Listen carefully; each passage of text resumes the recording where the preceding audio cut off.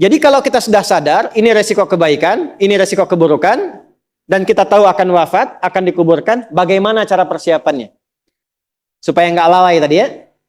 Maka Al-Mumtahanah ayat ke-13. Ya ayyuhalladzina amanu la tatawallaw qauman ghadiballahu alaihim. Qad ya'isu kama ya'isal kuffara min apa?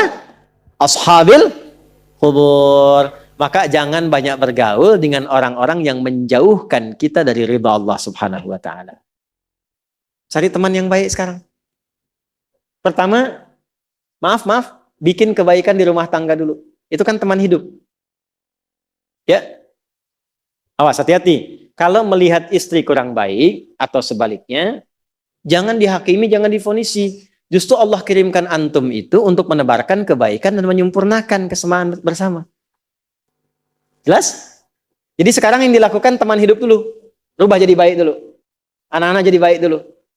Setelah itu cari tempat tinggal yang baik. Bergaul dengan orang baik. Antum yang kuliah cari teman yang baik. Antum yang kerja cari teman yang baik. Maaf. Kalau ada tawaran, kedudukan ke hartanya berlipat, tapi menjauhkan Anda dari Allah, ingat ini. Thumma amatahu fa'akbarah. Ingat saat ditawari itu Anda meninggal. Dikubur. Dan ingat ancamannya. Ingat pasalnya tuh. Ya, ingat suratnya. Paham? Nah, karena itu masukkan ayatnya, jangan sekali-kali menjadikan keadaan di sekitaran kita justru memperkuat datangnya ancaman Allah dan nestapa saat kembali ke alam kuburnya. Bahkan orang-orang yang tidak beriman pun, yang buruk pun, yang beriman tapi maksiat pun, itu sejatinya ketika temannya masuk ke kubur nggak mau ikut-ikutan. Makanya disindir oleh Allah. Hei, kamu ini sadar nggak sih? Orang yang mengajak kamu maksiat itu, lihat temannya meninggal pun, temannya wafat pun, dia nggak pengen ikut. Kadang-kadang dia abaikan. Coba lihat. Ya, ada pimpinan misalnya, tingkat tertinggi. Lihat anak buah bawahnya misalnya. Menjalankan tugas bahkan dari dia untuk berbuat salah, berbuat maksiat. Ya, apakah mengedarkan narkoba. Atau misalnya membackingi kegiatan yang tidak baik. Lalu tiba-tiba dia wafat. Apakah peduli atasannya? Tidak. Yang ada yang terjadi, jangan bawa-bawa atasan. Padahal dia yang nyuruh. Terus Anda mau jadikan teman yang seperti itu? Dia pada kawannya saja nggak bertanggung jawab. Dengan imannya saja dia nggak peduli. Kalau dia dengan Allah saja nggak peduli, kenapa Anda dia jadikan teman? Dan kenapa Anda menjadikannya dia teman?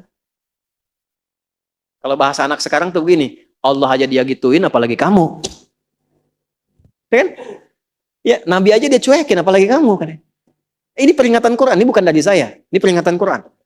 Jangan sekali-kali, Anda dimanapun, Anda berdinaskah, tugas formal. Anda berdagangkah, jangan berteman dengan orang menyimpang. Karena saat Anda susah pun yang akan peduli. Temannya aja yang sama-sama berbuat menyimpang, dia sisihkan, apalagi Anda. Paham? Teruskan. Quran surah ke 35 Fatir ayat 22. Wa ma yastawil ahya'u wal amwat innallaha yasma'u man yasha wa ma anta bimusmi'in man fil qubur. Kalau Anda masih belum sadar juga, kata Allah, hei, kamu ini masih hidup, masih punya harapan, masih punya bekal. Kalau sudah meninggal, nggak sama keadaan orang hidup dengan wafat. Mumpung kamu masih hidup, karena kalau sudah meninggal, temanmu yang meninggal pun kamu nggak bisa dengar suaranya. Cuma saya yang tahu keadaan di alam kubur. Karena saya tahu, kata Allah, dan saya punya Rahman dan Rahim, dengan sayang saya sampaikan kepadamu. Karena sayang saya. Ibu maaf, kalau ada anak misalnya, ingin berbuat menyimpang, ibu cegah tidak? Kenapa? Karena ibu sayang. Karena itulah ibu saking sayangnya, maaf, jangankan anak lahir, di dalam saat dikandung pun bukankah dijaga dari yang mafsadat? Dijaga dari yang merusak. Ibu kalau sedang mengandung, mau nggak makan makanan yang kotor? Makanan yang merusak? Tidak kan? Kenapa? Karena sayang kepada bayi yang dikandung, janin yang terkandung. Di tempatnya pun disebut oleh Allah dengan rahim. Karena ada rahim, dijaga betul. Miring kanan susah, kiri susah, telungkup nggak mungkin. Dijaga supaya apa? Supaya di dalamnya merasakan ketenangan. Karena apa? Karena ada tempat disebut dengan rahim. Nah, Allah itu sifat rahim melekat kepadanya. Karena sayang dengan kita, diingatkan. Bahasa bebasnya gini, karena saya sayang engkau dengan rahimku. Karena saya cinta kamu dengan rahmanku. Jangan sampai masuk kubur, kamu tersiksa, kamu nestapa. Karena beda antara hidup di dunia dengan kehidupan di kubur. Mumpung masih hidup, cari bekal. Karena engkau tak mampu mendengar apa yang terjadi dalam kubur.